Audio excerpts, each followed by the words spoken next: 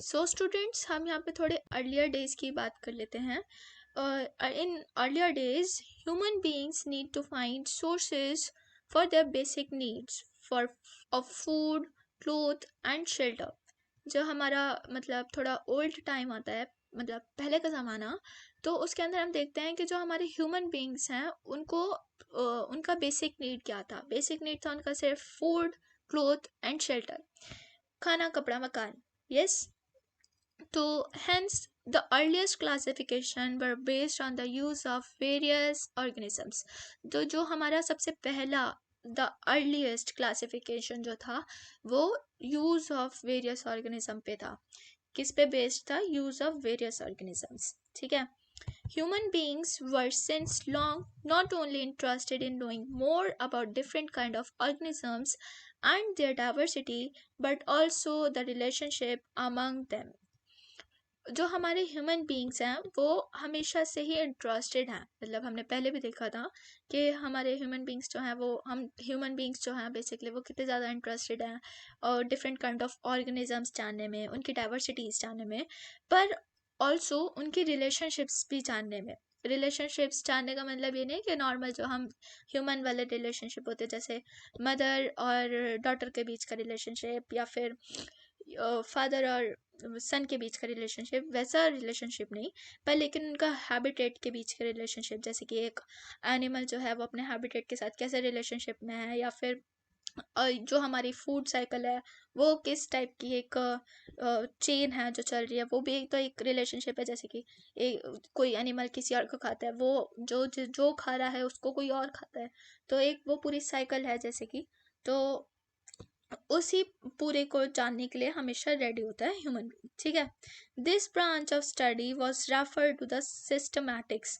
तो जो हमने ये अभी पढ़ा ह्यूमन बीइंग के बारे में कि वो कितना ज़्यादा इंटरेस्टेड है ऑर्गेनिजम्स को जानने में, डाइवर्सिटी में जानने में, तो ये जो ब्रांच है हमारी स्टडी की उसको बोलते हैं सिस्टमैटिक्स. अब हमारे पास एक और नया वर्ड आ गया, सिस्टमैटिक्स. तब तक हमने पहले क्या पढ़ा था? एक तो कैरेक्टराइजेशंस, आइडेंटिफिकेशन, क्लासिफिकेशन, नोमेनक्लेचर और टेक्सोनॉमी. अब हमारा सिक्स्थ वर्ड क्या है? सिस्टमैटिक्स. तो हम सिस्टमैटिक्स के बारे में जान लेते हैं. The word systematic is derived from Latin word which means systema. और सिस्टेमा जो होता है बेसिकली उसका मीनिंग होता है सिस्टमैटिक अरेंजमेंट ऑफ ऑर्गेनिजम्स. इसको हिंदी में समझ लेते हैं. जो हमारा सिस्टमैटिक्स है वो एक लैटिन वर्ड का डिराइव्ड है जिसका मतलब होता है सिस्टेमा. ठीक है. और इसका मीनिंग होता है सिस्टमैटिक अरेंजमेंट. ठीक है. तो अब हम आगे पढ़ लेते हैं. जो हमारे लिनेनियस हैं, कॉर्डस लिनेनियस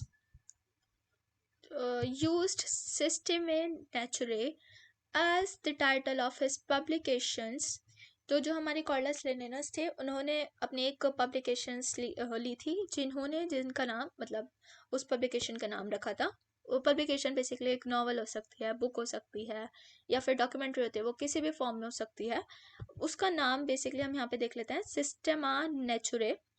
बहुत इंपॉर्टेंट है ये भी. The scope of systematics was later enlarged to include identification, nomenclature, and classification.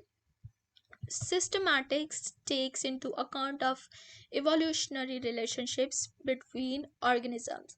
तो जो हमारा स्कोप है सिस्टमैटिक्स मतलब जो करने में, सिस्टमैटिक्स को अरेंज करने में बेसिकली, वो हमारा बाद में बहुत ज़्यादा एनलार्ज हो जाता है क्योंकि हमारे डिफरेंट मतलब हमारे जो आइडेंटिफिकेशन है, नॉमेनक्लेचर है या फिर क्लासिफिकेशन है वो इसके अंदर इंक्लूड हो जाता है. जो हमारे सिस्टमैटिक्स है takes into account of evolutionary relationship between organisms.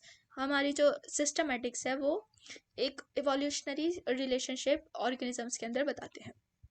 तो यहाँ तक ही आज के लिए स्टूडेंट्स. अगली नेक्स्ट वीडियो में हम अपना second topic the taxonomic category पढ़ेंगे. जब तक के लिए थैंक यू. Stay tuned.